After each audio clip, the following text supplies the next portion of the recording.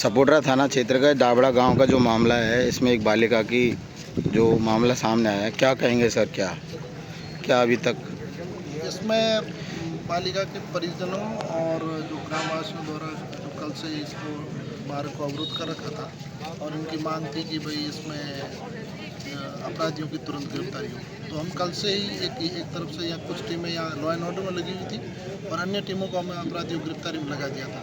तो आज सुबह ही हमने एक को विरोध किया है और बाकी जो शेष है उनके लिए धरपकड़ के लिए हमने टीमें भेजी हुई है।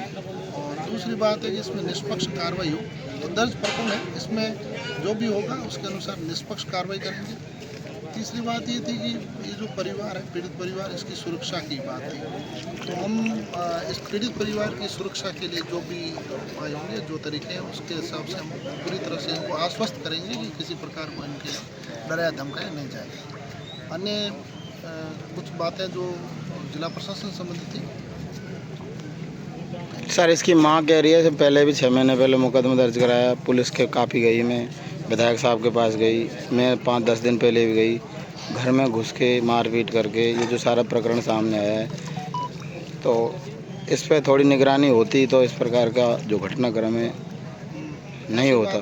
2024 में मुकदमा दर्ज हुआ था, उस मुकदमे का अनुसंधान करके और उनमें जो 2 आरोपी थे उनकी जिला एवं सेशन न्यायालय से अग्रिम जमानत हो गई थी।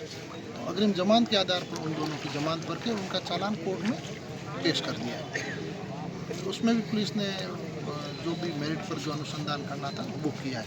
बाकी परिवादियाँ जैसा कि SHO बता रहे हैं कि यहाँ पर पेश नहीं हुई, और कल भी बता रहे थे, परिवादियों को कह रहे थे कि मैं पिछले 4-5 महीनों में वर्तमान जो SHO इनसे तो नहीं मिली, और मेरी भी जानकारी में ऐसा कभी परिवाद लेके जिला स्तर पर आई हूँ, मुझे जानकारी में नहीं है। लेकिन इसमें मूल मुद्दा इनके आपस में ज़मीनी विवाद का है, तो उसके कारण कोई परिवाद है तो मेरी जानकारी नहीं है। सर, ये हाड़ौती में भी एक बार मस्तराम हत्याकांड हुआ 2022 में, 222/2022। अभी उसमें अनुसंधान जारी है, 3 साल हो गए, अपराधी खुलेआम घूम रहे।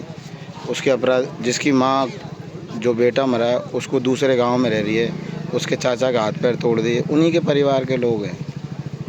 आपके यहाँ से भी अनुसंधान SP साहब, उन्हीं के परिवार के लोगों ने उनको मारा पीटा था, और भी 2-3 लोग थे। मस्तराम, देखो, मस्तराम में पिछले 8 महीने से पोस्टेड हूँ। मस्तराम हत्याकांड वाली फाइल जो पहले SHO सपोर्ट रहा है धरा सिंह जी, उसका अनुसंधान कर रहे थे, तो उस फाइल को मैंने बहुत अच्छे से पढ़ा है। पुलिस ने अपनी तरफ से इस हत्याकांड के खुलासे के लिए बहुत प्रयास किए हैं, लेकिन जब तक जो इसमें वास्तविक जो मारने का कारण और जो इसके वास्तविक जो हत्यारे हैं उस तक पहुंचने में अभी तक हमें सफलता नहीं मिली, क्योंकि मर्डर जैसा संगीन मुकदमा है जिसमें किसी को अरेस्ट करने के लिए पर्याप्त साक्ष्य चाहिए। तो हम पूरा प्रयास कर रहे हैं कि इसमें जो अब तक हमारी जो प्रगति है उसके आगे भी हम प्रयास करेंगे कि इसमें कड़ी से कड़ी जोड़कर जो वास्तविक अपराधी है उन तक पहुँचा जा सके।